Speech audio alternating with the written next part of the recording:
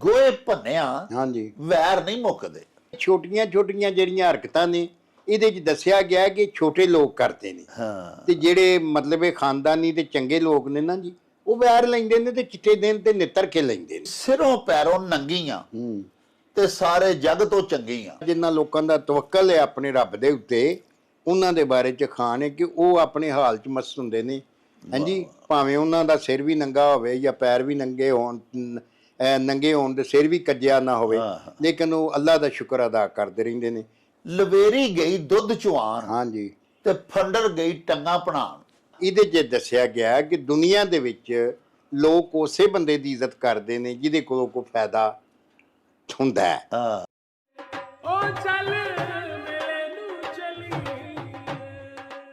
ਬਿਸਮਿल्लाहिर्रहमानिर्रहीम। ਸ਼ੁਰੂ ਖੁਦਾ ਦੇ ਨਾਮੋਂ ਜਿਸ ਦਾ ਜੋੜ ਜਵਾਬ ਨਾ ਕੋਈ, ਜਿਸ ਦੀ ਰਹਿਮਤ ਬਖਸ਼ਿਸ਼ ਵਾਲਾ ਅੰਤ ਹਿਸਾਬ ਨਾ ਕੋਈ। ਦੁਨੀਆ ਭਰ ਵਿੱਚ ਵਸਣ ਵਾਲੇ ਪੰਜਾਬੀਓ ਤੇ ਸਾਡੇ ਪਿਆਰੇ ਵੇਖਣ ਵਾਲਿਓ, अस्सलामु अलैकुम, सत श्री अकाल, नमस्कार ते ढेर ढेर सलामा। पंजाबी मां बोली दे जुबानो अदब ते सकाफत दे फरोग ते वधावे ते चढ़तल ते सिੱਖਿਆ ਲਈ ਸ਼ੁਰੂ ਕੀਤੇ ਜਾਣ ਵਾਲੇ ਤੁਹਾਡੇ ਆਪਣੇ YouTube ਚੈਨਲ ਮੇਲਾ ਟੀਵੀ ਦੇ ਉੱਤੇ ਤੁਹਾਨੂੰ ਦਿਲ ਦੀਆਂ ਡੂੰਘਾਈਆਂ ਤੋਂ ਸਤ ਬਿਸਮਿਲ੍ਲਾ ਤੇ ਜੀ ਆਇਆਂ ਨੂੰ ਆਖਦੇ ਆ। ਪਿਆਰਿਓ, ਸਾਡੀ ਇਹ ਬੇਨਤੀ ਹੈ ਵੀ ਆਪਣੇ ਮੇਲਾ ਟੀਵੀ ਨੂੰ ਸਬਸਕ੍ਰਾਈਬ ਕਰ ਲਵੋ, ਨਾਲ ਬਣਿਆ ਹੋਇਆ ਟੱਲੀ ਦਾ ਨਿਸ਼ਾਨ ਜ਼ਰੂਰ ਨੱਪਿਆ ਜੇ, ਤਾਂ ਕਿ ਸਾਡੇ ਆਲ ਨੋਟੀਫਿਕੇਸ਼ਨ ਤੁਹਾਡੇ ਤਾਈਂ ਵੇਲੇ ਸਿਰ ਅੱਪੜ ਸਕਣ। ਪਿਆਰਿਓ, ਸਾਡੇ ਵਿਲਾਗਸ ਨੂੰ ਲਾਈਕ ਤੇ ਆਪਸ ਦੇ ਵਿੱਚ ਤੇ ਪੰਜਾਬੀ ਪਿਆਰਿਆਂ ਦੇ ਨਾਲ ਸ਼ੇਅਰ ਜ਼ਰੂਰ ਕਰਿਆ ਕਰੋ। ਤੇ ਨਾਲੇ ਸੋਹਣਿਓ, ਆਪਣੇ ਕਮੈਂਟਸ ਸਾਨੂੰ ਜ਼ਰੂਰ ਭਿਜਵਾਇਆ ਕਰੋ, ਜਿਹੜੇ ਕਿ ਸਾਡੇ ਲਈ ਬੜੀ ਹਲਾਸ਼ੇਰੀ ਦਾ ਮੂਜਬ ਹੁੰਦੇ ਨੇ। ਤੇ ਨਾਲੇ ਅਸੀਂ ਤੁਹਾਡੇ ਕਮੈਂਟਸ ਦੇ ਚਾਨਣੇ ਆਪਣੀ ਗੱਲਬਾਤ ਨੂੰ ਮਜ਼ੀਦ ਨਿਖਾਰਨ, ਸ਼ਿੰਗਾਰਨ ਤੇ ਸਵਾਰਨ ਦਾ ਆਰ ਤੇ ਯਤਨ ਵੀ ਕਰਦੇ ਰਹਿੰਦੇ ਹਾਂ। ਪਿਆਰਿਓ, ਅਸੀਂ ਪਾਕਿਸਤਾਨੀ ਆ ਤੇ ਸਾਡਾ ਬਿਲਕੁਲ ਨਾਲ ਦਾ ਹਮਸਾਇਆ ਮੁਲਕ ਭਾਰਤ ਹੈ, ਜਿਹਦੇ ਨਾਲ ਸਾਡੀ ਸਰਹੱਦ, ਸਾਡੇ ਬਾਰਡਰਸ ਸਾਂਝੇ ਨੇ। ਕਿਸੇ ਦਾਨਸ਼ਵਰ ਆਖਿਆ ਸੀ ਕਿ ਹਮਸਾਏ ਨਹੀਂ ਬਦਲੇ ਜਾ ਸਕਦੇ, ਰਿਸ਼ਤੇਦਾਰੀਆਂ ਟੁੱਟ ਸਕਦੀਆਂ ਨੇ, ਕਿਤੇ ਸਾਕ ਕੀਤਾ ਹੋਵੇ ਬੰਦਾ ਛੱਡ ਦਿੰਦਾ, ਹਮਸਾਏ ਨਹੀਂ ਛੱਡ ਸਕਦਾ। ਕੰਧ ਨਾਲ ਕੰਧ ਜੋ ਸਾਂਝੀ ਹੁੰਦੀ ਹੈ, ਇਸੇ ਤਰ੍ਹਾਂ ਸਾਡਾ ਇੰਡੀਆ ਦੇ ਨਾਲ ਬਾਰਡਰ ਸਾਂਝਾ ਹੈ। ਮਕਬੂਜ਼ਾ ਕਸ਼ਮੀਰ ਦੇ ਵਿੱਚ ਇੱਕ ਸਾਨਹਾ ਹੋਇਆ ਅੰਦੋਹਨਾਕ, ਹੋਲਨਾਕ, ਮੁਹਲਕ ਸਾਨਹਾ ਪਹਿਲਗਾਮ ਦਾ। ਪਹਿਲਗਾਮ ਅਟੈਕ ਨੂੰ ਲੈ ਕੇ ਇਸ ਵੇਲੇ ਸਾਡੇ ਪਾਕਿਸਤਾਨ ਤੇ ਇੰਡੀਆ ਦੇ ਦਰਮਿਆਨ ਸਖਤ ਕੁਸ਼ੀਦਗੀ ਤੇ ਤਣਾਅ ਤੇ ਖਿਚਾਓ ਤੇ ਗੁੱਸੇ ਦਾ ਮਾਹੌਲ ਹੈ।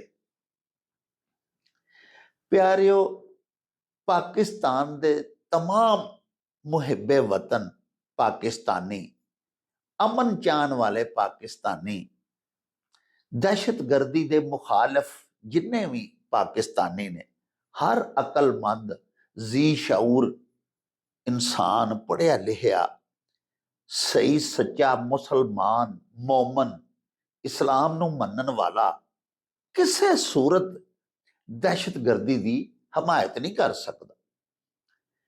ਸਾਨੂੰ ਯਕੀਨ ਹੈ ਕਿ ਇੰਡੀਆ ਦੇ ਵਿੱਚ ਵਸਣ ਵਾਲੇ, ਇੰਡੀਆ ਦੇ ਵੀ ਜ਼ਿਆਦਾਤਰ ਸ਼ਹਿਰੀ, ਅਕਸਰੀਅਤ, ਮੈਜੋਰਿਟੀ ਅਹੰਸਾ ਦੀ ਪ੍ਰਚਾਰਕ ਹੈ। ਪਿਆਰਿਓ, ਅਦਮ ਤਸ਼ੱਦਦ ਚਾਹੁੰਦੇ ਨੇ। ਅਵਾਮ ਕਦੀ ਵੀ, ਜਿਹਨੂੰ ਜੀ ਸ਼ਊਰ ਹੈ, ਜਿਹਨੂੰ ਅੱਲਾ ਨੇ ਅਕਲ ਦਿੱਤੀ ਹੈ, ਉਹ ਦਹਿਸ਼ਤਗਰਦੀ ਦੀ ਹਮਾਇਤ ਨਹੀਂ ਕਰ ਸਕਦਾ, ਭਾਵੇਂ ਪਾਕਿਸਤਾਨੀ ਹੋਵੇ, ਭਾਵੇਂ ਇੰਡੀਅਨ ਹੋਵੇ, ਭਾਵੇਂ ਕਿਸੇ ਹੋਰ ਮੁਲਕ ਦਾ ਹੋਵੇ। ਅਸੀਂ ਤੁਹਾਨੂੰ ਅਰਜ਼ ਕੀਤੀ ਤੁਹਾਡੀ ਖਿਦਮਤ ਦੇ ਵਿੱਚ ਕਿ ਸਾਨੂੰ ਬੜਾ ਦੁੱਖ ਹੈ ਸਾਨਹਾਏ ਪਹਿਲਗਾਮ ਅਟੈਕ ਜਿਹੜਾ ਹੈ, ਇਸ ਟੈਰਰ ਅਟੈਕ ਦੇ ਉੱਤੇ ਕੋਈ ਸਿਰ ਫਿਰਿਆ ਕੋਈ ਪਾਗਲ ਜਿਹੜਾ ਉਹ ਹੀ ਖੁਸ਼ ਹੋ ਸਕਦਾ। ਸਾਡੀ ਹਕੂਮਤ ਵੱਲੋਂ ਵੀ ਇਸ ਚੀਜ਼ ਦੀ ਬੜੀ ਸਖਤ ਨਿੰਦਿਆ ਕੀਤੀ ਗਈ ਹੈ। ਦੁੱਖ ਇਹ ਵੇ ਇਸ ਗੱਲ ਦਾ ਕਿ ਸਾਡੇ ਹਮਸਾਏ ਭਾਰਤ ਦੇ ਵਜ਼ੀਰ ਆਜ਼ਮ ਨਰਿੰਦਰ ਮੋਦੀ ਜਿਹੜੇ ਨੇ ਉਹ ਪਾਕਿਸਤਾਨ ਦੇ ਉੱਤੇ ਇਲਜ਼ਾਮ ਥੋਪ ਰਹੇ ਨੇ ਕਿ ਇਹ ਸਾਰਾ ਕੁਝ ਪਾਕਿਸਤਾਨ ਨੇ ਕਰਵਾਇਆ। ਤੇ ਕੁਝ ਪਿਆਰਿਓ ਐਸੇ ਵਲੌਗਰ ਜਿਹੜੇ ਝੂਠ ਦੀਆਂ ਦੁਕਾਨਦਾਰੀਆਂ ਕਰਦੇ ਨੇ, ਜਿਹੜੇ ਬਲਦੀ ਤੇ ਤੇਲ ਸੁੱਟਣ ਦਾ ਕੰਮ ਕਰਦੇ ਨੇ, ਜਿਨ੍ਹਾਂ ਦੀ ਹੱਟੀ ਚੱਲਦੀ ਝੂਠ ਤੇ ਵੇ ਤੇ ਸੁਨਸਨੀ ਫੈਲਾ ਕੇ। ਅਸੀਂ ਨਿੱਕੇ ਨਿੱਕੇ ਹੁੰਦੇ ਸਨ ਤੇ ਇੱਕ ਚੂਰਨ ਬਾਬਾ ਵੇਚਦਾ ਹੁੰਦਾ ਸੀ। ਉਹ ਜਿਸ ਵੇਲੇ ਬਾਲਾਂ ਨੂੰ ਚੂਰਨ ਦੇਣ ਲੱਗਦਾ ਸੀ ਨਾ, ਤੇ ਇੱਕ ਛੋਟੀ ਜਿਹੀ ਪਤਲੀ ਜਿਹੀ ਸਲਾਈ ਹੁੰਦੀ ਸੀ ਲੋਹੇ ਦੀ, ਉਹਨੂੰ ਇੱਕ ਸ਼ੀਸ਼ੀ ਦੇ ਵਿੱਚ ਪਾਣੀ 'ਚ ਡੋਬ ਕੇ ਨਾ ਤੇ ਚੂਰਨ ਦੇ ਵਿੱਚ ਲਾਉਂਦਾ ਸੀ ਤੇ ਅੱਗ ਨਿਕਲਦੀ ਸੀ। ਇੱਕ ਫਿਰ ਉਹਦਾ ਹੋਰ ਟ੍ਰਿਕ ਸੀ ਕਿ ਚੂਰਨ ਦੀ ਪੁੜੀ ਬੰਨ ਕੇ ਤੇ ਉਹਨੇ ਇੱਕ ਆਪਣੇ ਛਾਬੇ ਦੇ ਉੱਤੇ ਤੋਤਾ ਬਾਇਆ ਹੁੰਦਾ ਸੀ, ਉਹਦੇ ਤੋਤੇ ਦੇ ਮੂੰਹ 'ਚ ਦਿੰਦਾ ਸੀ ਪੁੜੀ, ਤੇ ਬਾਲ ਜਿਹਨੇ ਚੂਰਨ ਲੈਣਾ ਹੁੰਦਾ ਸੀ ਉਹ ਅੱਗੇ ਹੱਥ ਕਰਦਾ ਸੀ ਤੇ ਤੋਤਾ ਉਹਦੇ ਹੱਥ ਤੇ ਪੁੜੀ ਚੂਰਨ ਦੀ ਸੁੱਟ ਦਿੰਦਾ ਸੀ। ਇਹ ਸੌਦਾ ਵੇਚਣ ਦੇ ਟ੍ਰਿਕ ਹੁੰਦੇ ਨੇ। ਪਹਿਲੇ ਚੂਰਨ ਨੂੰ ਅੱਗ ਲਾਣੀ, ਫਿਰ ਤੋਤੇ ਦੇ ਰਾਹ ਬਾਲ ਦੇ ਹੱਥ ਫੜਾਣਾ, ਬਾਲ ਖੁਸ਼ ਹੋ ਜਾਣਾ ਵੀ ਤੋਤਾ ਚੂਰਨ ਦਿੰਦਾ। ਇਹੋ ਹੀ ਇਹ ਵਲੌਗਰ ਜਿਹੜੇ ਨੇ ਨਾ, ਜਿਹੜੇ ਸੁਨਸਨੀ ਵੇਚਦੇ ਨੇ, ਝੂਠੀ ਖਬਰ ਦੇ ਉੱਤੇ ਸੁਨਸਨੀ ਦਾ ਥੋੜਾ ਜਿਹਾ ਬਾਲਣ ਬਾਲ ਕੇ ਨਾ ਅੱਗ ਲਾ ਕੇ ਤੇ ਫਿਰ ਉਹਨਾਂ ਅਜੇ ਤੋਤੇ ਬਾਏ ਹੁੰਦੇ ਨੇ ਆਪਣੇ ਸਟੂਡੀਓਜ਼ ਦੇ ਵਿੱਚ, ਜਿਨ੍ਹਾਂ ਦੇ ਦਿਮਾਗ ਆਪਣੇ ਤੇ ਕੰਮ ਨਹੀਂ ਕਰਦੇ। ਉਹਨਾਂ ਦੀ ਸੋਚ ਨਾ ਹਿੰਦੂ ਧਰਮ ਵੱਲ ਜਾਂਦੀ ਹੈ, ਨਾ ਇਸਲਾਮ ਵੱਲ ਜਾਂਦੀ ਹੈ, ਨਾ ਮਸੀਹੀਅਤ ਵੱਲ ਜਾਂਦੀ ਹੈ। ਪਿਆਰਿਓ, ਦੁਨੀਆ ਦਾ ਕਿਹੜਾ ਮਜ਼ਹਬ ਹੈ ਜਿਹੜਾ ਤਸ਼ੱਦਦ ਪਸੰਦੀ ਦਾ ਆਖਦਾ ਹੈ? ਕੋਈ ਵੀ ਨਹੀਂ। ਤੁਸੀਂ ਦੇਖੋ ਨਾ, ਪਾਕਿਸਤਾਨ ਅਗਰ ਇਲਜ਼ਾਮ ਲਾਇਆ ਕਿ ਅਸੀਂ ਇੱਕ ਇੰਡੀਅਨ ਨੇਵੀ ਦਾ ਅਫਸਰ ਕੁਲਭੂਸ਼ਣ ਯਾਦਵ ਫੜ ਲਿਆ, ਤੇ ਪਿਆਰਿਓ ਹੁਣ ਵੀ ਤੁਸੀਂ ਸਰਚ ਕਰੋ YouTube ਦੇ ਉੱਤੇ, ਕੁਲਭੂਸ਼ਣ ਦੇ ਇੰਟਰਵਿਊਜ਼ ਪਏ ਨੇ ਜਿਹਦੇ 'ਚ ਉਹ ਆਪਣੇ ਮੂੰਹੋਂ ਕਹਿ ਰਿਹਾ ਕਿ ਮੈਂ ਫਲਾਂ ਤਰੀਕ ਨੂੰ ਇੰਡੀਅਨ ਸਿਵਲ ਸਰਵਿਸ ਵਿੱਚ ਜਾਂ ਆਰਮੀ ਦੀ ਸਰਵਿਸ ਦੇ ਵਿੱਚ ਮੈਂ ਸ਼ਮੂਲੀਅਤ ਕੀਤੀ, ਕਦੋਂ ਮੈਂ ਨੇਵੀ ਜੁਆਇਨ ਕੀਤੀ, ਨੇਵੀ 'ਚ ਮੇਰਾ ਰੈਂਕ ਕੀ ਸੀ, ਰਿਟਾਇਰਮੈਂਟ ਮੇਰੀ ਕਦੋਂ ਹੋਣ ਵਾਲੀ ਹੈ, ਰਾਹ ਲਈ ਮੈਂ ਕਦੋਂ ਦਾ ਕੰਮ ਕਰ ਰਿਹਾ, ਕਰਾਚੀ ਤੇ ਬਲੋਚਿਸਤਾਨ ਮੈਂ ਕਿੰਨੀ ਵਾਰੀ ਆਇਆ ਗਿਆ ਵਾਂ, ਸਭ ਕੁਝ ਉਹ ਆਪਣੇ ਮੂੰਹੋਂ ਦੱਸਣ ਡਿਆ। ਇਹ ਤੇ ਹੋ ਗਿਆ ਨਾ ਇੱਕ ਸਬੂਤ। ਉਦੋਂ ਬਾਅਦ ਪਿਆਰਿਓ ਅਭਿਨੰਦਨ ਤੇ ਆ ਜਾਓ। ਅਭਿਨੰਦਨ ਦਾ ਇੰਟਰਵਿਊ ਵੀ ਆਪ ਵੇਖੋ, ਸਰਚ ਕਰੋ ਔਰ ਦੇਖੋ। ਉਹ ਕਹਿ ਰਿਹਾ ਕਿ ਮੈਂ ਟਾਰਗੇਟ ਲੱਭ ਰਿਹਾ ਸਾਂ, ਯਾਨੀ ਟਾਰਗੇਟ ਦੇ ਉੱਤੇ ਉਹਨੇ ਆ ਕੇ ਤੇ ਕੋਈ ਫੁੱਲ ਨਹੀਂ ਸੀ ਸੁੱਟਣਾ। ਲੇਕਿਨ ਪਾਕਿਸਤਾਨ 에ਅਰਫੋਰਸ ਦੇ ਤਿਆਰਿਆਂ ਨੇ ਉਹਨੂੰ ਘੇਰ ਲਿਆ, ਹਮਲਾ ਕੀਤਾ, ਉਹਦਾ ਜਹਾਜ਼ ਗਿਰ ਗਿਆ। ਫਿਰ ਅੱਗੋਂ ਸਾਰਾ ਕੁਝ ਆਪਣੇ ਮੂੰਹ ਸੁਣਾਉਂਦਾ ਹੈ। ਤੁਹਾਨੂੰ ਇਹ ਵੀ ਪਤਾ ਹੈ ਪਾਕਿਸਤਾਨ ਗੌਰਮੈਂਟ ਨੇ ਵਾਘਾ ਬਾਰਡਰ ਤੋਂ ਇਜਾਜ਼ਤ ਦਿੱਤੀ ਤੇ ਮਗਰ ਆ ਕੇ ਕੁਲਭੂਸ਼ਣ ਦੀ ਬੀਵੀ ਬੱਚੇ ਉਹਨੂੰ ਮਿਲ ਕੇ ਗਏ। ਜੇ ਕੁਲਭੂਸ਼ਣ ਇੰਡੀਅਨ ਬੰਦਾ ਨਹੀਂ ਸੀ, ਪਾਕਿਸਤਾਨ ਗੌਰਮੈਂਟ ਨੇ ਆਪ ਪਲਾਂਟ ਕੀਤਾ ਸੀ, ਕੋਈ ਜਿਵੇਂ ਇੰਡੀਅਨ ਪਲਾਂਟ ਕਰ ਲੈਂਦੇ ਨੇ, ਐਵੇਂ ਕੋਈ ਬੰਦਾ ਫੜ ਕੇ ਮੁਸਲਮਾਨ ਵਿਚਾਰਾ ਉਹਨੂੰ ਮਾਰ ਮਾਰ ਕੇ ਤੇ ਉਹਦੇ ਕੋਲੋਂ ਬਿਆਨ ਦੁਆ ਦਿੰਦੇ ਨੇ ਟੀਵੀ ਤੇ ਕਿ ਮੈਂ ਜੀ ਪਾਕਿਸਤਾਨੀ ਹਾਂ ਤੇ ਮੈਂ ਫਲਾਣੀ ਥਾਂ ਰਹਿਣਾ ਤੇ ਮੈਂ ਇੰਡੀਆ 'ਚ ਹਮਲਾ ਕਰਨ ਆਇਆ ਸਾਂ। ਅਸੀਂ ਪਲਾਂਟ ਨਹੀਂ ਸੀ ਕੀਤਾ। ਜੇ ਅਸੀਂ ਕੁਲਭੂਸ਼ਣ ਯਾਦਵ ਨੂੰ ਪਲਾਂਟ ਕੀਤਾ ਸੀ ਤੇ ਉਹਦੇ ਬੀਵੀ ਬੱਚੇ ਇੰਡੀਆ ਤੋਂ ਕਿਉਂ ਵਾਗੇ ਬਾਰਡਰ ਦਾ ਉਹਨੂੰ ਮਿਲਣ ਪਾਕਿਸਤਾਨ ਆਏ? ਇਸੇ ਤਰ੍ਹਾਂ ਅਭਿਨੰਦਨ ਨੂੰ ਚਾਹ ਸ਼ਾਹ ਪਿਆ ਕੇ ਅਸਾਂ ਜਦੋਂ ਵਾਪਸ ਪਰਤਾਇਆ ਸੀ ਤੇ ਜੇ ਉਹ ਪਾਕਿਸਤਾਨੀ ਬੰਦਾ ਸੀ ਤੇ ਇੰਡੀਆ ਉਹਨੂੰ ਨਾ ਲੈਂਦਾ। ਇੰਡੀਆ ਦੀ ਜਿਹੜੀ ਫੌਜ ਤੇ ਰਾਹ ਹੈ ਨਾ ਜੀ, ਉਹਨੂੰ ਚਾਹੀਦਾ ਕਿ ਇਸੇ ਤਰ੍ਹਾਂ ਕੋਈ ਬੰਦਾ ਪਹਿਲਗਾਮ ਵਿੱਚ ਫੜੇ ਪਾਕਿਸਤਾਨੀ ਆਫੀਸਰ ISI ਦਾ ਫੜੇ ਜਾਂ ਕੋਈ ਐਸਾ ਬੰਦਾ ਫੜੇ ਜਿਹੜਾ ਪਾਕਿਸਤਾਨੀ ਹੋਵੇ ਔਰ ਪੂਰੇ ਸਬੂਤਾਂ ਦੇ ਨਾਲ ਨਾ ਸਿਰਫ ਸਾਨੂੰ ਦੱਸੇ ਬਲਕਿ ਆਲਮੀ ਅਦਾਲਤ 'ਚ ਵੀ ਜਾਏ ਤੇ ਫਿਰ ਸਾਨੂੰ ਜੰਗ ਦੀਆਂ ਧਮਕੀਆਂ ਵੀ ਦੇਵੇ। ਪਿਆਰਿਓ, ਇਹ ਗੌਰਮੈਂਟਾਂ ਜਿਹੜੇ ਨੇ ਨਾ ਸਾਡੇ ਵਜ਼ਰਾਏ ਆਜ਼ਮ, ਜਦੋਂ ਇਲੈਕਸ਼ਨ ਆਉਂਦੇ ਨੇ, ਅਸੀਂ ਤਾਂ ਦੇਖਿਆ ਕਿ ਇੰਡੀਆ 'ਚ ਜਦੋਂ ਵੀ ਇਲੈਕਸ਼ਨ ਆਉਂਦਾ ਹੈ ਜੰਗੀ ਮਾਹੌਲ ਬਣਾ ਦਿੱਤਾ ਜਾਂਦਾ ਹੈ, ਸਿੰਪਥੀਆਂ ਵਿਨ ਕਰਨ ਦੇ ਵਾਸਤੇ, ਹਮਦਰਦੀਆਂ ਤੇ ਵੋਟ ਲੈਣ ਦੇ ਵਾਸਤੇ। ਲੇਕਿਨ ਅੱਲਾ ਦਾ ਇਹਸਾਨ ਹੈ ਕਿ ਇੰਡੀਆ ਦੇ ਬੜੇ ਮੁਹੱਜ਼ਬ, ਬੜੇ ਸ਼ਾਇਸਤਾ ਔਰ ਬੜੇ ਤਹਿਜ਼ੀਬ ਯਾਫਤਾ ਸ਼ਹਿਰੀ ਨੇ। ਇੰਡੀਆ ਦੇ ਆਵਾਮ ਹੁਣ ਏਡੇ ਬੇਵਕੂਫ ਜਾਂ ਜਾਹਿਲ ਨਹੀਂ। ਇੰਡੀਆ ਦੇ ਵਿੱਚ ਤੇ ਲਿਟਰੇਸੀ ਰੇਟ ਸਾਡੇ ਪਾਕਿਸਤਾਨ ਤੋਂ ਵੀ ਜ਼ਿਆਦਾ ਹੈ। ਉਹ ਸਾਡੇ ਤੋਂ ਬਹੁਤਾ ਅਕਲਮੰਦ ਲੋਕ ਨੇ, ਪੁਰਅਮਨ ਲੋਕ ਨੇ, ਅਦਮ ਤਸ਼ੱਦਦ ਦੇ ਪ੍ਰਚਾਰਕ ਨੇ। ਉਹ ਕਿਸੇ ਕਿਸਮ ਦੀ ਦਹਿਸ਼ਤਗਰਦੀ ਦਾ ਕਦੀ ਸਾਥ ਨਹੀਂ ਦੇ ਸਕਦੇ, ਕਿਸੇ ਵੀ ਜਗ੍ਹਾ ਤੇ ਹੋਵੇ ਹਾਂ ਭਾਵੇਂ।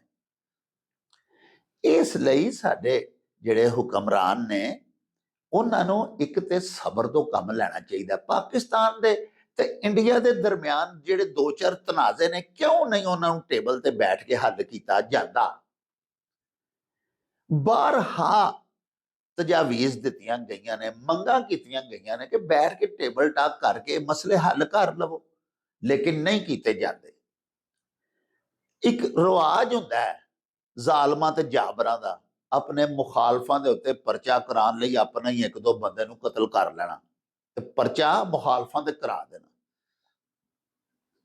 ਅਸੀਂ ਤੇ ਸਮਝਦੇ ਹਾਂ ਕਿ ਪਹਿਲਗਾਮ ਹਾਦਸਾ ਜਿਹੜਾ ਉਹ ਵੀ ਇਸੇ ਤਰ੍ਹਾਂ ਹੀ ਇੱਕ ਡਰਾਮਾ ਰਚਾਇਆ ਗਿਆ ਔਰ ਉਸ ਤੋਂ ਬਾਅਦ ਹਿੰਦੁਸਤਾਨ ਦੀ ਆਵਾਮ ਦੀਆਂ ਹਮਦਰਦੀਆਂ ਮੋਦੀ ਸਰਕਾਰ ਉਹਨਾਂ ਨੂੰ ਮਜ਼ੀਦ ਆਪਣੇ ਨਾਲ ਲਾ ਰਹੀ ਹੈ।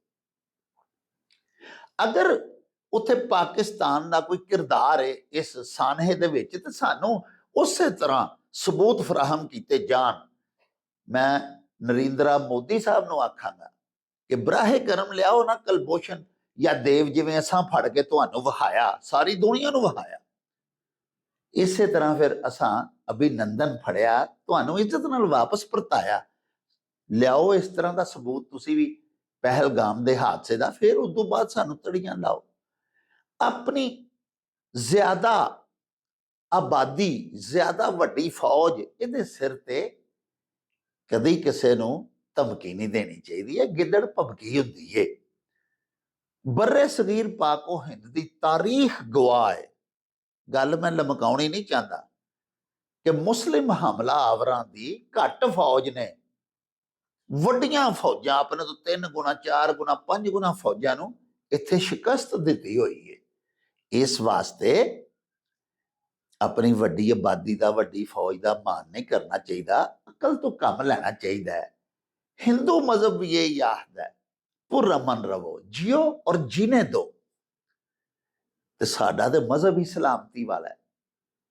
ਇੱਕ ਦੂਜੇ ਤੇ ਇਲਜ਼ਾਮਾਤ ਲਾਉਣ ਤੋਂ ਪਹਿਲੇ ਗੱਲ ਨੂੰ ਸਾਬਤ ਕਰਨਾ ਚਾਹੀਦਾ ਹੈ। ਦੂਜੀ ਗੱਲ ਇਹ ਵੇ, ਜਿਹੜੇ 2-3 ਸਾਡੇ ਆਪਸ ਦੇ ਵਿੱਚ ਕਜ਼ੀਏ ਨੇ, ਲੜਾਈਆਂ ਨੇ, ਝਗੜੇ ਨੇ, ਉਹਨਾਂ ਨੂੰ ਖੁਦਾ ਦਾ ਨਾਂ ਜੇ ਬਹਿ ਕੇ ਦੋਵੇਂ ਵਜ਼ਰਾਏ ਆਜ਼ਮ ਤੈਅ ਕਰ ਲਵੋ।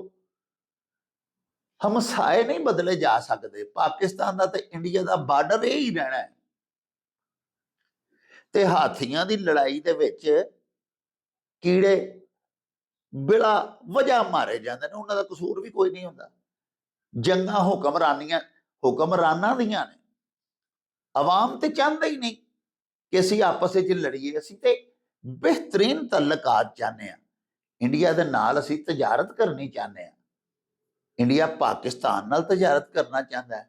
ਆਵਾਮ ਤੇ ਚਾਹੁੰਦੇ ਨੇ ਕਿ ਸੁਖੀ ਵਸੀਏ, ਇਲਮ ਹਾਸਲ ਕਰੀਏ।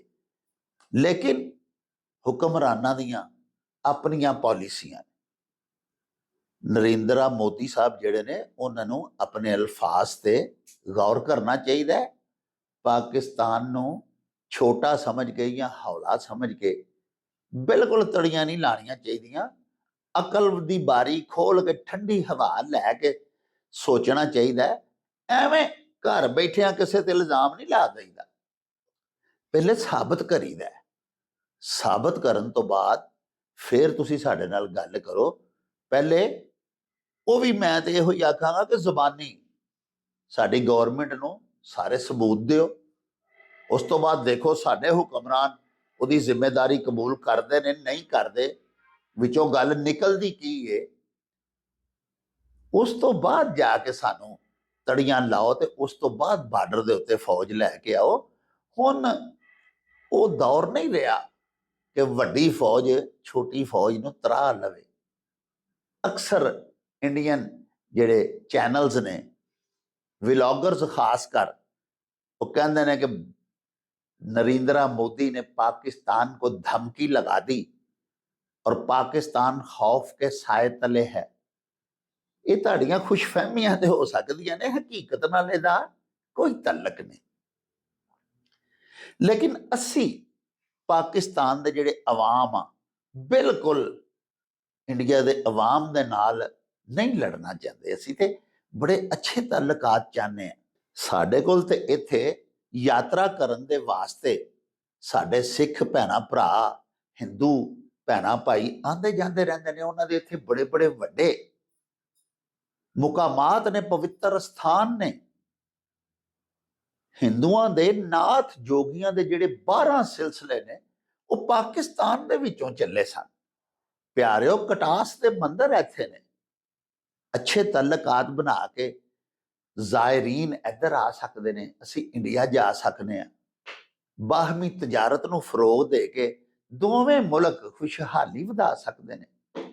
ਛੋਟੀਆਂ ਛੋਟੀਆਂ ਲੜਾਈਆਂ ਤੇ ਤਨਾਜ਼ੇ ਜਿਹੜੇ ਨੇ, ਇਹ ਤੇ ਅਗਰ ਸਾਡੇ ਹੁਕਮਰਾਨ ਚਾਹਣ ਤੇ 1 ਮਿੰਟ ਵਿੱਚ ਇਹਨਾਂ ਨੂੰ ਸੋਲਵ ਕੀਤਾ ਜਾ ਸਕਦਾ। ਸਿਰਫ ਇੰਡੀਆ ਵੱਲੋਂ ਤਾਖੀਰ।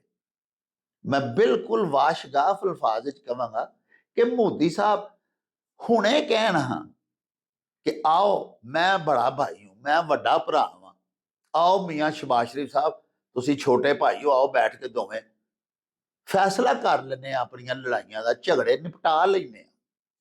ਤੇ ਪਿਆਰਿਓ, ਤੁਸੀਂ ਦੇਖੋ ਨਾ, ਦੁਨੀਆ ਦਾ ਆਬਾਦੀ ਦੇ ਲਿਹਾਜ਼ ਨਾਲ ਦੂਸਰਾ ਵੱਡਾ ਮੁਲਕ ਭਾਰਤ। ਸਾਹਿਬੋ, ਦੁਨੀਆ ਦੀ ਆਬਾਦੀ ਦਾ ਅਗਰ 6 ਹਿੱਸੇ ਕੀਤੇ ਜਾਣ ਤੇ 1 ਹਿੱਸਾ ਇੰਡੀਆ ਹੈ। ਔਰ ਉਹਦਾ ਵਜ਼ੀਰ ਆਜ਼ਮ ਜਿਹੜਾ ਉਹ ਅਗਰ ਗੁੱਸੇ ਦੀ ਗੱਲ ਕਰੇ ਜਾਂ ਆਪਣੀ ਇੰਨੀ ਵੱਡੀ ਆਬਾਦੀ ਵਾਲੀ ਮਮਲਕਤ ਨੂੰ ਆਖੇ ਕਿ ਮਾਰ ਜਾਾਂਗੇ ਤੇ ਮਾਰ ਦਿਆਂਗੇ ਤੇ ਤਬਾਹ ਕਰਾ ਲਾਂਗੇ ਆਪਣਾ ਇੰਡੀਆ ਵੀ ਤੇ ਪਾਕਿਸਤਾਨ ਵੀ, ਇਹ ਤੇ ਕੋਈ ਫਾਤਰੁਲ ਅਕਲ ਸ਼ਖਸ ਹੀ ਇਹੋ ਜਿਹੀਆਂ ਗੱਲਾਂ ਕਰ ਸਕਦਾ ਹੈ ਜਿਹਦੇ ਦਿਮਾਗ 'ਚ ਅਕਲ ਹੈ ਤੇ ਜਿਹਦੀ ਉਮਰ ਮਾਸ਼ਾਅੱਲਾ 78 ਵਰੇ ਵੇ। ਉਹ ਤੇ ਅਜਿਹੀ ਗੱਲ ਕਰਦਾ ਹੈ। ਸਾਡੇ ਦੇਸ਼ ਪੰਜਾਬ ਵਿੱਚ ਆਖਦੇ ਨੇ ਵੀ ਅਕਲ ਦੀ ਗੱਲ ਪੁੱਛਣੀ ਹੋ ਤੇ ਚਿੱਟੇ ਵਾਲਾਂ ਵਾਲੇ ਕੋਲ ਜਾ। ਇੱਥੇ ਤੁਸੀਂ ਵੇਖੋ ਕਿ ਚਿੱਟੇ ਵਾਲਾਂ ਵਾਲੇ ਸਾਡੇ ਬਾਬੇ ਕਿੰਨੇ ਭੁੜਕੇ ਨੇ। ਬਹਰਹਾਲ ਅਸੀਂ ਤੇ ਇਹ ਹੀ ਮੰਗ ਕਰਾਂਗੇ ਇੰਡੀਆ ਕੋਲੋਂ, ਇੰਡੀਆ ਦੀ ਸਰਕਾਰ ਕੋਲੋਂ ਕਿ ਬਰਾਹੇ ਕਰਮ ਜਿਵੇਂ ਅਸੀਂ ਤੁਹਾਨੂੰ ਕਲਭੂਸ਼ਣ ਜਾਂ ਦੇਵ ਔਰ ਅਭਿਨੰਦਨ ਫੜ ਕੇ ਸਬੂਤਾਂ ਨਾਲ ਦਿੱਤੇ ਤੇ ਵਿਖਾਏ ਸਾਰੀ ਦੁਨੀਆ ਨੂੰ, ਤੁਸੀਂ ਵੀ ਸਾਨੂੰ ਪਹਿਲਗਾਮ ਦੇ ਵਿੱਚ ਕੋਈ ਸਬੂਤ ਹੈ ਜੇ ਤੇ ਵਹਾਓ। ਐਵੇਂ ਨਾ ਆਪ ਭੁੜਕੋ ਤੇ ਨਾ ਆਪਣੀ ਆਵਾਮ ਨੂੰ ਪਰੇਸ਼ਾਨ ਕਰੋ, ਨਾ ਉਹਨਾਂ ਨੂੰ ਭੜਕਾਓ। ਲੋਕਾਂ ਨੂੰ ਜੀਣ ਦਿਓ, ਕੰਮ ਕਾਰੋਬਾਰ ਕਰਨ ਦਿਓ, ਬੱਚਿਆਂ ਨੂੰ ਇਲਮ ਹਾਸਲ ਕਰਨ ਦਿਓ। ਬੱਚੇ ਸਕੂਲਾਂ ਚੋਂ ਬਾਹਰ ਨਿਕਲ ਕੇ ਇhtਜਾਜ ਕਰਨ ਲੱਗ ਪੈਂਦੇ ਨੇ। ਮਿਹਨਤਕਸ਼ ਲੋਕ ਮਿਹਨਤ ਛੱਡ ਕੇ ਸੜਕਾਂ ਤੇ ਆ ਜਾਂਦੇ ਨੇ, ਰੋਡ ਬਲਾਕ ਹੋ ਜਾਂਦੇ ਨੇ। ਇਹ ਕਿਹੜੀ ਹੁਕਮਰਾਨੀ ਦਾ ਅੰਦਾਜ਼ ਹੈ? ਸਾਹਿਬੋ, ਆਓ ਹੁਣ ਚਲੀਏ ਆਪਣੇ ਵਲੌਗਸ ਦੇ ਅਸਲੀ ਫਾਰਮੇਟ ਦੀ ਤਰਫ। ਤੁਹਾਡੇ ਭੇਜੇ ਖਾਨ ਤੇ ਸਵਾਲਾਤ ਲੈ ਕੇ ਬਾਬਾ ਜੀ ਇਹਸਾਨ ਬਾਜਵਾ ਹੋਰਾਂ ਦੇ ਕੋਲੇ ਤੇ ਬਾਕੀ ਗੱਲਾਂ ਬਾਤਾਂ ਉੱਥੇ ਹੀ ਚੱਲ ਕੇ ਤੁਹਾਡੇ ਨਾਲ ਸਾਂਝੀਆਂ ਕਰਾਂਗੇ। ਆਓ ਸਾਡੇ ਨਾਲ। ਔੜਕ ਜਾਣਾ ਹੈ ਮਰਵੇ, ਚੱਲ ਮੇਲੇ ਨੂੰ ਚਲੀਏ। ਕੋਈ ਇਹੋ ਜਿਹਾ ਮੇਲਾ ਜਿੱਥੇ ਬਾਬਾ ਬੁੱਲੇ ਸ਼ਾਹ ਦੀ ਖੁਸ਼ਬੂ ਹੋਵੇ, ਸ਼ਾਹ ਹੁਸੈਨ ਦੀ ਖੁਸ਼ਬੂ ਹੋਵੇ, ਹਜ਼ਰਤ ਸੁਲਤਾਨ ਰਫੀਨ ਦੀ ਖੁਸ਼ਬੂ ਹੋਵੇ, ਜਿੱਥੇ ਬਾਬਾ ਫਰੀਦ ਦੀ ਖੁਸ਼ਬੂ ਹੋਵੇ, ਜਿੱਥੇ ख्वाजा ਗੁਲਾਮ ਫਰੀਦ ਦੀ ਖੁਸ਼ਬੂ ਹੋਵੇ। ਕੋਈ ਅੰਦਰ ਦੀ ਗੱਲ ਹੋਏ, ਕੋਈ ਅੰਦਰ ਦਾ ਮੇਲਾ ਹੋਏ। ਇੱਕ ਅੰਦਰ ਦਾ ਮੇਲਾ ਲੱਗ ਗਿਆ ਜੀ, ਅਲਹਮਦੁਲਿਲਾ। ਜਨਾਬੇ ਜਾਵੇਦ ਅਕਰਮ ਸਾਹਿਬ ਦਾ ਜਿਹੜਾ ਮੇਲਾ ਨਿਊਜ਼ ਚੈਨਲ ਹੈ, ਇਹ ਉਹੀ ਮੇਲਾ ਜਿਹੜਾ ਇਹ ਸਾਰੇ ਮੇਲਿਆਂ ਦਾ ਪਤਾ ਦਿੰਦਾ ਹੈ। ਤੇ ਕਿਆ ਤੁਸੀਂ ਇਸ ਮੇਲੇ ਤੋਂ ਵਾਕਿਫ ਹੋ? ਜੇ ਨਹੀਂ ਹੈਗੇ ਤੇ ਅੱਜ ਹੀ ਮੇਲਾ ਨਿਊਜ਼ ਚੈਨਲ ਨੂੰ ਸਬਸਕ੍ਰਾਈਬ ਕਰੋ ਤੇ ਫਿਰ ਕਹੋ ਚੱਲ ਮੇਲੇ ਨੂੰ ਚੱਲੀਏ। ਰੌਣਕ ਹੋ ਜਾਉ ਛੱਟ ਵੇ ਚੱਲ ਮੇਲੇ ਨੂੰ ਚੱਲੀਏ। ਓ ਰੌਣਕ ਹੋ ਜਾਉ ਛੱਟ ਵੇ ਚੱਲ ਮੇਲੇ ਨੂੰ ਚੱਲੀਏ। ਮੱਲਾ ਕੱਢ ਕੁੜਤੇ ਦੇ ਵੱਟ ਵੇ ਚੱਲ ਮੇਲੇ ਨੂੰ ਚੱਲੀਏ। ਹਾਏ ਚੱਲ ਮੇਲੇ ਨੂੰ ਚੱਲੀਏ। ਓ ਚੱਲ ਮੇਲੇ ਨੂੰ ਚੱਲੀਏ। अस्सलाम वालेकुम जनाब बाजवा साहब। ਜੀ ਬਿਸਮਿਲ੍ਲਾ ਜੀ, ਵਾਲੇਕਮ ਸਲਾਮ ਡਾਕਟਰ ਸਾਹਿਬ ਜੀ, ਆਇਆਂ ਨੂੰ ਜੀ। ਕੀ ਹਾਲ ਚਾਲ ਹੈ? ਜੀ ਅੱਲਾह पाक ਦਾ ਇਹਸਾਨ, ਤੁਹਾਡੀਆਂ ਦੁਆਵਾਂ ਮੇਰੀ ਸਰਕਾਰ। ਅੱਛਾ ਜਨਾਬ, ਸਾਡੇ ਇੱਕ ਬੜੇ ਹੀ ਪਿਆਰੇ ਵੇਖਣ ਵਾਲੇ ਨੇ, ਬੜੇ ਪੰਜਾਬੀ ਦੇ ਪਿਆਰੇ ਵੀ ਨੇ, ਪੰਜਾਬੀ ਪਰਵਰ ਵੀ ਨੇ। ਤਾਹਿਰ ਮੁਨੀਰ, ਤਾਹਿਰ ਉਹਨਾਂ ਦਾ ਨਾਂ ਹੈ ਜੀ। ਜੀ ਜੀ ਜੀ। ਦੁਬਈ ਸਰ ਸਿਲਸਿਲਾ ਰੁਜ਼ਗਾਰ ਮੁਕੀਮ ਨੇ ਅੱਜ ਕੱਲ। ਉਹਨਾਂ ਜਨਾਬ ਇੱਕ ਅਖਾਣ ਭਜਵਾਇਆ ਵੀ ਗੋਏ ਭੰਨਿਆ ਹਾਂਜੀ ਵੈਰ ਨਹੀਂ ਮੁੱਕਦੇ। ਹਾਂਜੀ, ਇਹ ਨਾ ਜੀ ਇਸ ਅਖਾਣ 'ਚ ਦੱਸਿਆ ਗਿਆ ਹੈ ਵੀ ਕਿਸੇ ਨਾਲ ਵੇਖੋ ਨਾ, ਜ਼ਿੰਦਗੀ ਹੈ, ਸ਼ਰੀਕਾ ਵੀ ਹੁੰਦਾ ਹੈ, ਦੁਸ਼ਮਣੀ ਵੀ ਹੋ ਜਾਂਦੀ ਹੈ। ਤੇ ਜਿਹੜੇ ਦਾਨੇ ਲੋਕ ਹੁੰਦੇ ਨੇ ਨਾ, ਉਹ ਜਦੋਂ ਵੀ ਦੁਸ਼ਮਣੀ ਕਿਸੇ ਨਾਲ ਕਰਦੇ ਨੇ, ਦਾਨੀ ਦੁਸ਼ਮਣੀ ਕਰਦੇ ਨੇ ਜੀ। ਤੇ ਜਿਹੜੇ ਹੁੰਦੇ ਨੇ ਨਾ ਕੁਚੱਜੇ, ਜੀ ਜੀ ਉਹਨਾਂ ਦਾ ਕੰਮ ਹੈ ਵੀ ਐਵੇਂ ਲੰਘਦੇ ਆ ਨਾ, ਉਹ ਜਿਨ੍ਹਾਂ ਦੇ ਨਾਲ ਵੈਰ ਹੋਵੇ ਜਾਂ ਸ਼ਰੀਕਾ ਹੋਵੇ, ਜੀ ਉਹਨਾਂ ਦੀ ਪਤਕਣ ਲੱਗੀ ਹੋਵੇ ਤੇ ਐਵੇਂ ਪਏ ਉਹਦੇ ਗੋਹਿਆਂ ਨੂੰ ਪੇ ਠੁੱਡੇ ਮਾਰਨੇ। ਹਾਂ ਹਾਂਜੀ, ਪਰ ਚੱਲ ਇਹਦੇ ਦੋ ਗੋਹੇ ਹੀ ਭੱਜ ਜਾਣਗੇ, ਟੁੱਟ ਜਾਣਗੇ, ਨੁਕਸਾਨ ਹੋ ਜਾਏਗਾ। ਜੀ ਜੀ ਤੇ ਇਸ ਅਖਾਣ 'ਚ ਦੱਸਿਆ ਗਿਆ ਹੈ ਵੀ ਇਸ ਤਰ੍ਹਾਂ ਕੀਤਿਆਂ ਪਹਿਲੀ ਗੱਲ ਤੇ ਕਿ ਵੈਰ ਤੇ ਸੁਲ੍ਹਾ ਨਾਲ ਹੀ ਮੁੱਕਦਾ ਹੈ। ਹਾਂ ਹਾਂਜੀ, ਤੇ ਜੇ ਵੈਰ ਕੋਈ ਇਸ ਤਰ੍ਹਾਂ ਦਾ ਭੈੜਾ ਹੋਏ ਤਾਂ ਫਿਰ ਵੈਰ ਲਿਆ ਹੀ ਮੁੱਕਦਾ ਹੈ। ਹਾਂ ਤੇ ਤੁਸੀਂ ਮਤਲਬ ਇਹ ਕਿ ਸ਼ਰੀਕਾਂ ਦੇ ਐਵੇਂ ਸ਼ਰੀਕਾਂ ਦੀ ਕਣਕ ਲੱਗੀ ਹੋਏ ਤੇ ਉਹਦੇ ਖੋਤੇ ਛੱਡ ਛੜੋ, ਹਾਂ। ਹਾਂਜੀ, ਜਾਂ ਕੋਈ ਬੱਕਰੀ ਛੱਡ ਛੜੋ ਉਹਨਾਂ ਦੇ ਛਟਾਲੇ 'ਚ ਵੀ ਮੈਂ ਵੈਰ ਪਿਆ ਲੈਣਾ, ਇਹ ਕੋਈ ਚੰਗਾ ਸੋਹਣਾ ਕੰਮ ਨਹੀਂ। ਹਾਂ ਹਾਂਜੀ, ਵੇਖੋ ਨਾ, ਇਹ ਪੰਜਾਬ ਦੀ ਧਰਤੀ ਅੰਦਰ ਦੁਸ਼ਮਣੀਆਂ ਵੀ ਲੋਕਾਂ ਦੀਆਂ ਪੈਂਦੀਆਂ ਨੇ। ਜੀ ਉਹ ਦੁਸ਼ਮਣੀ ਨੂੰ ਕਿਸੇ ਤਰੀਕੇ ਨਾਲ ਇਹ ਵੇ ਕਿ ਦੁਸ਼ਮਣੀ ਤੁਹਾਡੀ ਬੰਦਿਆਂ ਨਾਲ ਹੈ, ਉਹਨਾਂ ਦੀਆਂ ਬੱਝੀਆਂ ਮੱਝਾਂ ਨਾਲ ਤੇ ਨਹੀਂ ਨਾ ਵੀ ਉਹਨਾਂ ਦੀਆਂ ਮੱਝਾਂ ਨੂੰ ਜ਼ਹਿਰ ਦੇ ਛੜੋ, ਹਾਂਜੀ, ਜਾਂ ਸੂਈਆਂ ਉੱਥੇ ਸੁੱਟ ਛੜੋ ਉਹਨਾਂ ਦੀ ਖੁਰਲੀ ਦੇ ਵਿੱਚ, ਕਿਉਂਕਿ ਸੂਈ ਖਾ ਲੈ ਤੇ ਮਰ ਜਾਏ, ਕੋ ਪੱਕੀ ਕਣਕ ਨੂੰ ਅੱਗ ਲਾ ਦਿਓ, ਜਾਂ ਕੋਈ ਇਸ ਤਰ੍ਹਾਂ। ਮਤਲਬ ਇਹ ਛੋਟੀਆਂ ਛੋਟੀਆਂ ਜਿਹੜੀਆਂ ਹਰਕਤਾਂ ਨੇ, ਇਹਦੇ 'ਚ ਦੱਸਿਆ ਗਿਆ ਕਿ ਛੋਟੇ ਲੋਕ ਕਰਦੇ ਨੇ। ਹਾਂ ਤੇ ਜਿਹੜੇ ਮਤਲਬ ਇਹ ਖਾਨਦਾਨੀ ਤੇ ਚੰਗੇ ਲੋਕ ਨੇ ਨਾ ਜੀ, ਉਹ ਵੈਰ ਲੈਂਦੇ ਨੇ ਤੇ ਚਿੱਟੇ ਦਿਨ ਤੇ ਨਿੱਤਰ ਕੇ ਲੈਂਦੇ ਨੇ। ਹਾਂ ਜੀ ਹਾਂਜੀ, ਲੇਕਿਨ ਉਹ ਐਵੇਂ ਨਹੀਂ ਵੀ ਲੰਘਦੇ ਵੀ ਦਿਲ ਕਰੇ ਪਏ ਕੋ ਉਹ ਦੁਸ਼ਮਣਾਂ ਦਾ ਕੋਈ ਨਿਆਣਾ ਟੁਰਿਆ ਜਾਏ ਤੇ ਉਹਦੇ ਮੂੰਹ ਦੇ ਚਪੇੜ ਕੱਢ ਮਾਰੀ। ਹਾਂ ਹਾਂਜੀ, ਇਹ ਕੋਈ ਵੈਰ ਲੈਣ ਦਾ ਤਰੀਕਾ ਨਹੀਂ। ਨਹੀਂ। ਲਓ ਜੀ ਪਿਆਰਿਓ, ਬਾਜਵਾ ਸਾਹਿਬ ਨੇ ਵੇਖੋ ਕਿੰਨੀ ਖੂਬਸੂਰਤੀ ਦੇ ਨਾਲ ਸਾਨੂੰ ਗੱਲ ਸਮਝਾਈ। ਸਭ ਤੋਂ ਪਹਿਲੇ ਉਹਨਾਂ ਦਾ ਜਿਹੜਾ ਫਿਕਰ ਹੈ ਨਾ ਜੀ, ਬੜਾ ਹੀ ਮੈਨੂੰ ਉਹਦਾ ਸਵਾਦ ਆਇਆ ਕਿ ਵੈਰ ਜਿਹੜੇ ਨੇ ਨਾ, ਉਹ ਤੇ ਸੁਲ੍ਹਾ ਨਾਲ ਹੀ ਮੁੱਕਦੇ ਨੇ, ਨਹੀਂ ਤੇ ਫਿਰ ਚੱਲ ਸੋ ਚੱਲ, ਵੈਰ ਨਹੀਂ ਉਂਝ ਮੁੱਕਦੇ। ਦੂਸਰਾ ਪਿਆਰਿਓ ਗੱਲ ਇਹ ਵੇ ਕਿ ਜੇ ਕਿਸੇ ਨਾਲ ਅੱਲਾ ਕਦੀ ਨਾ ਕਰੇ ਦੁਸ਼ਮਣੀ ਟੁਰ ਪੈਂਦੀ ਏ, ਤੇ ਦੁਸ਼ਮਣੀ ਤੇ ਫਿਰ ਇਹ ਵੇ ਕਿ ਦੁਸ਼ਮਣੀ ਨਿਭਾਉਣੀ ਪੈਂਦੀ ਹੈ। ਵੈਰ ਫਿਰ ਲਿਆ ਹੀ ਮੁੱਕਦੇ ਨੇ, ਫਿਰ ਲੰਘਦੇ ਜਾਂਦੇ ਆ। ਜਿਵੇਂ ਬਾਜਵਾ ਸਾਹਿਬ ਵੇਖੋ ਨਾ, ਮਿਸਾਲਾਂ ਦਿੱਤੀਆਂ, ਵਣਗੀਆਂ ਦੇ ਕੇ ਦੱਸਿਆ ਵੀ ਕਿਸੇ ਦੇ ਗੋਹੇ ਨੂੰ ਠੋਡਾ ਕੱਢ ਮਾਰਿਆ, ਕਿਸੇ ਵੱਲ ਵੇਖ ਕੇ ਉਧਰ ਥੁੱਕ ਸੁੱਟ ਛੱਡੀ ਉਹਦੇ ਵੱਲ ਨੂੰ, ਹਾਂਜੀ, ਜਾਂ ਕਿਸੇ ਦੇ ਪੈਲੀ ਦੇ ਵਿੱਚ ਆਪਣੇ ਡੰਗਰ ਛੱਡ ਛੱਡੇ। ਇਸ ਤਰ੍ਹਾਂ ਵੈਰ ਨਹੀਂ ਮੁੱਕਦੇ। ਵਰਿਆਮ ਜਿਹੜੇ ਹੁੰਦੇ ਨੇ ਜਾਂ ਸੂਰਮੇ ਜਿਹੜੇ ਹੁੰਦੇ ਨੇ, ਬਹਾਦਰ ਲੋਕ, ਦੁਸ਼ਮਣਾਂ ਦੇ ਨਾਲ ਉੱਚੀਆਂ ਹਰਕਤਾਂ ਨਹੀਂ ਕਰਦੇ ਵੀ ਕਿਸੇ ਦਾ ਬਾਲ ਨਿਆਣਾ ਜਾਣ ਡਿਆ ਜਾਂ ਕਿਸੇ ਦਾ ਕੋਈ ਬਜ਼ੁਰਗ ਬਾਬਾ ਵਡੇਰਾ, ਉਹਨੂੰ ਖਿਲਾਰ ਕੇ ਤੇ ਉਹਨੂੰ ਦੋ ਗਾਲਾਂ ਕੱਢ ਛੱਡਣੀਆਂ। ਇਹ ਤੇ ਬੰਦੇ ਦੇ ਪੁੱਤਰਾਂ ਵਾਲਾ ਜਾਂ ਬਹਾਦਰਾਂ ਵਾਲਾ ਕੰਮ ਹੀ ਨਹੀਂ। ਬਜ਼ੁਰਗ ਦੀ ਤੇ ਭਾਵੇਂ ਦੁਸ਼ਮਣ ਦਾ ਵੀ ਹੋਵੇ ਇੱਜ਼ਤ ਕਰਨੀ ਚਾਹੀਦੀ ਹੈ। ਧੀ ਭੈਣ ਦੁਸ਼ਮਣ ਦੀ ਵੀ ਭਾਵੇਂ ਹੋਵੇ। ਸਾਡੇ ਦੇਸ਼ ਪੰਜਾਬ ਵਿੱਚ ਅਜਿਹੀਆਂ ਮਿਸਾਲਾਂ ਮੌਜੂਦ ਨੇ ਕਿ ਧੀ ਭੈਣ ਦੀ, ਬਜ਼ੁਰਗਾਂ ਦੀ, ਬੱਚਿਆਂ ਦੀ ਇੱਜ਼ਤ ਆਦਰ ਕੀਤੀ ਜਾਂਦੀ ਹੈ, ਭਾਵੇਂ ਦੁਸ਼ਮਣ ਦੇ ਕਿਉਂ ਨਾ ਹੋਣ। ਤੇ ਦੁਸ਼ਮਣੀਆਂ ਸਾਹਮਣੇ ਖਲੋ ਕੇ ਇੱਕ ਦੂਜੇ ਨਾਲ ਭਿੜ ਕੇ ਲਈਆਂ ਜਾਂਦੀਆਂ ਨੇ। ਇੱਕ ਦੂਜੇ ਵੱਲ ਥੁੱਕਾਂ ਸੁੱਟਿਆਂ, ਕਿਸੇ ਦੇ ਗੋਹੇ ਭਾਨਿਆਂ, ਇਸ ਤਰ੍ਹਾਂ ਵੈਰ ਨਹੀਂ ਮੁੱਕਦੇ। ਬਾਜਵਾ ਸਾਹਿਬ ਤਲਵੰਡੀ ਮੂਸੇ ਖਾਂ ਦੀ ਉੱਥੇ ਸਾਡੇ ਇੱਕ ਬੜੇ ਪਿਆਰੇ ਵੀਰ ਵਸਦੇ ਨੇ, ਸਾਬਰ ਹੁਸੈਨ ਮਿਨਹਾਸ। ਉਹਨਾਂ ਜਨਾਬ ਅਖਾਣ ਭਜਵਾਇਆ ਵੀ ਸਿਰੋਂ ਪੈਰੋਂ ਨੰਗੀਆਂ ਤੇ ਸਾਰੇ ਜੱਗ ਤੋਂ ਚੰਗੀਆਂ। ਹਾਂਜੀ, ਇਹ ਜਿਹੜਾ ਨਾ ਇਸ ਅਖਾਣ 'ਚ ਦੱਸਿਆ ਗਿਆ ਹੈ ਕਿ ਜਿਹੜੇ ਲੋਕ ਆਪਣੀ ਜਿਹੜੀ ਵੀ ਹਾਲਤ ਹੁੰਦੀ ਹੈ ਨਾ ਜੀ, ਉਹਦੇ ਉੱਤੇ ਸਬਰ ਸ਼ੁਕਰ ਕਰਦੇ ਨੇ। ਵਾਹ ਵਾਹ। ਹਾਂਜੀ, ਜੋ ਅੱਲਾ ਸੋਹਣੇ ਉਹਨਾਂ ਨੂੰ ਦਿੱਤਾ ਹੈ ਉਹਦੇ ਉੱਤੇ ਸਬਰ ਸ਼ੁਕਰ ਕਰਕੇ ਤੇ ਯਕੀਨ ਨਾਲ ਮਿਹਨਤ ਕਰਦੇ ਰਹਿੰਦੇ ਨੇ ਤੇ ਕੋਈ ਮੰਦ ਪਾਪ ਨਹੀਂ ਕਰਦੇ। ਵਾਹ। ਇਹ ਨਹੀਂ ਕਰਦੇ ਵੀ ਪੈਰੋਂ ਨੰਗੀਆਂ ਤੇ ਕਿਸੇ ਦੀ ਜੁੱਤੀ ਚੁੱਕ ਲਵਾਂ, ਹਾਂਜੀ, ਜਾਂ ਸਿਰ ਤੋਂ ਨੰਗੀਆਂ ਤੇ ਕਿਸੇ ਦਾ ਲੀੜਾ ਚੋਰੀ ਕਰ ਲਾਂ। ਵਾਹ। ਨਹੀਂ, ਉਹਨਾਂ ਦਾ ਖੁਦਾ ਵੱਲ ਧਿਆਨ ਹੈ ਕਿ ਮੈਨੂੰ ਮਿਹਨਤ ਕਰਾਂਗੀ ਤੇ ਮੈਨੂੰ ਇਹ ਲੀੜਾ ਵੀ ਲੱਭ ਜਾਏਗਾ, ਜੁੱਤੀ ਵੀ ਲੱਭ ਜਾਏਗੀ, ਲੇਕਿਨ ਮੈਂ ਭਾਵੇਂ ਸਿਰੋਂ ਤੇ ਪੈਰੋਂ ਨੰਗੀ ਆ ਪਰ ਮੈਂ ਕੋਈ ਪਾਪ ਤੇ ਨਹੀਂ ਨਾ ਕਰਦੀ, ਕੋਈ ਬੁਰਾਈ ਤੇ ਨਹੀਂ ਨਾ ਕਰਦੀ, ਮੇਰੇ ਵੱਲ ਕੋਈ ਉਂਗਲ ਤੇ ਨਹੀਂ ਨਾ ਕਰ ਸਕਦਾ। ਵਾਹ। ਹਾਂਜੀ, ਤੋ ਇਸ ਅਖਾਣ 'ਚ ਦੱਸਿਆ ਗਿਆ ਕਿ ਬੰਦਾ ਭਾਵੇਂ ਜਿਹੜੀ ਮਰਜ਼ੀ ਹਾਲਤ 'ਚ ਹੋਵੇ, ਗੁਰਬਤ ਹੋਵੇ, ਜੋ ਵੀ ਉਹਦੀ ਹਾਲਤ ਹੋਵੇ, ਉਹਨੂੰ ਸਿਦਕ ਸਫਾ ਨਾਲ ਈਮਾਨਦਾਰੀ ਨਾਲ ਆਪਣਾ ਕੰਮ ਕਰਦੇ ਰਹਿਣਾ ਚਾਹੀਦਾ ਹੈ।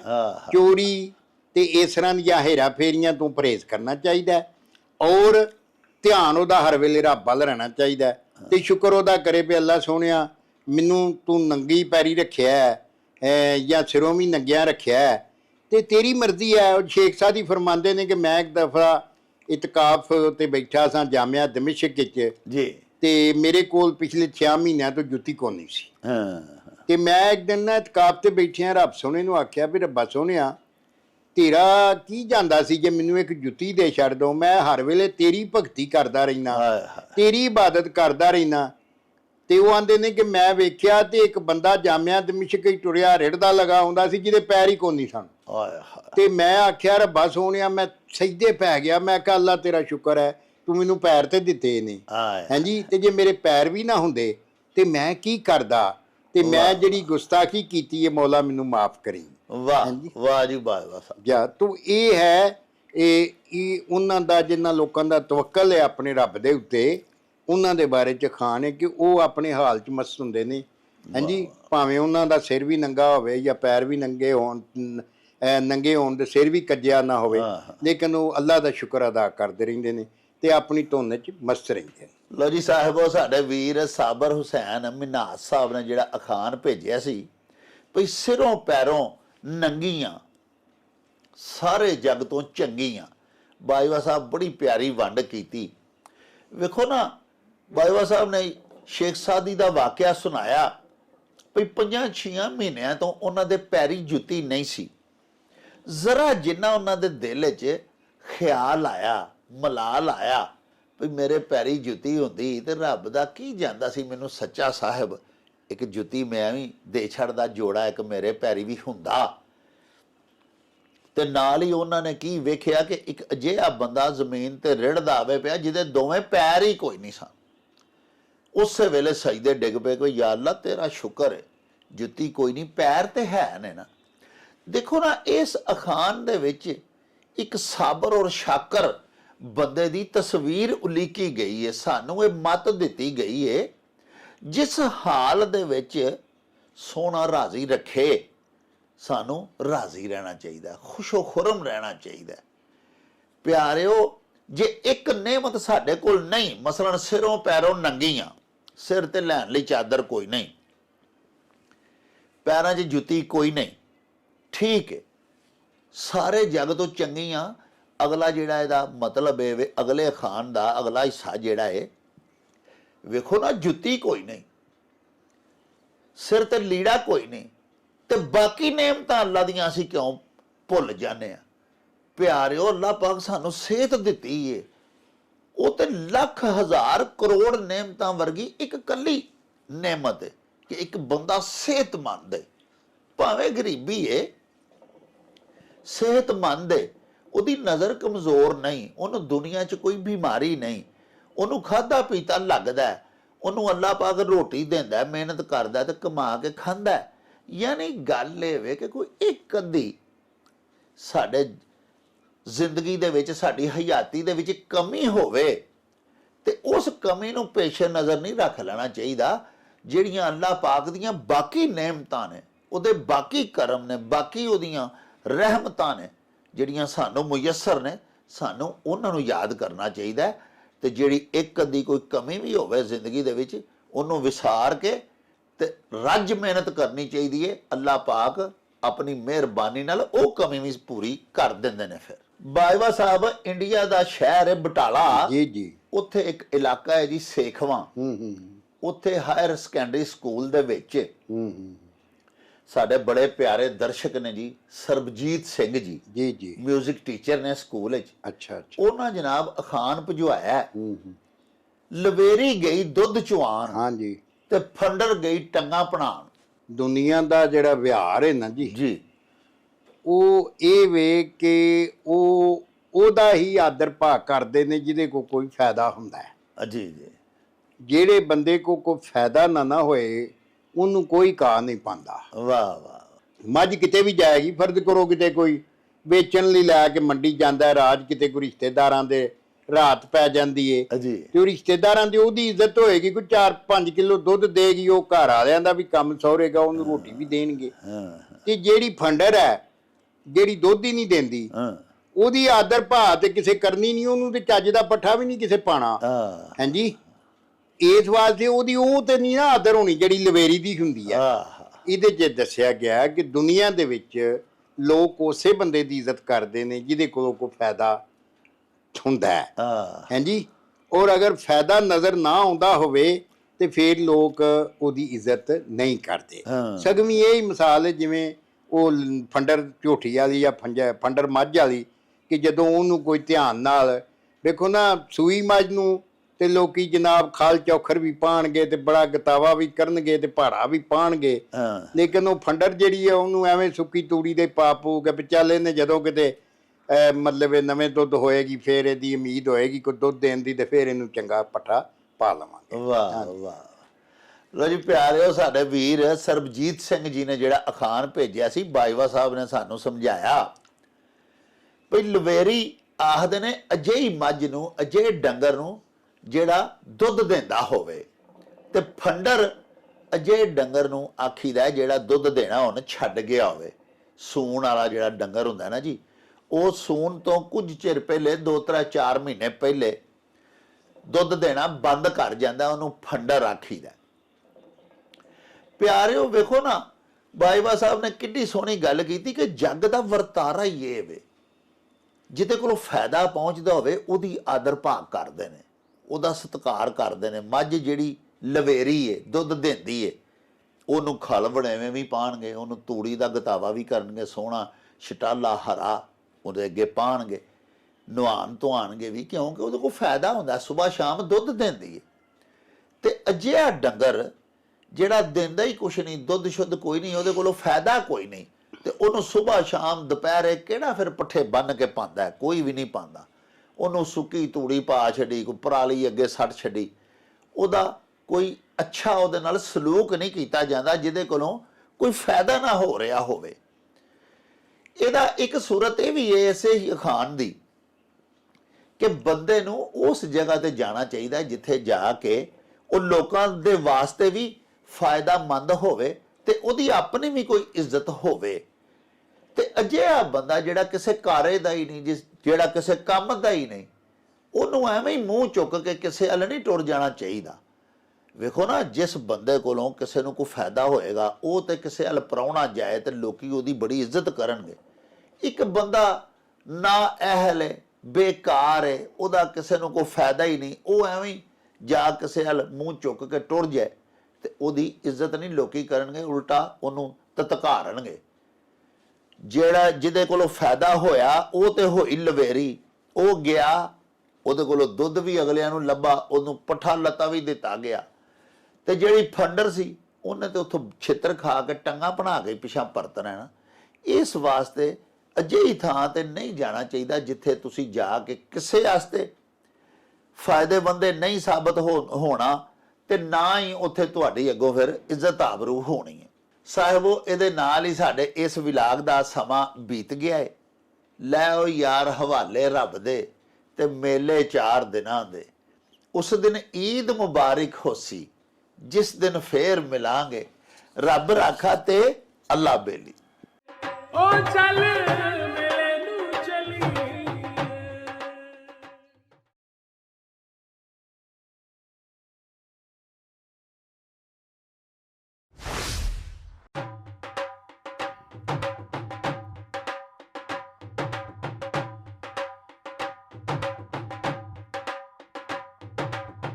रौनक हो जाऊं चट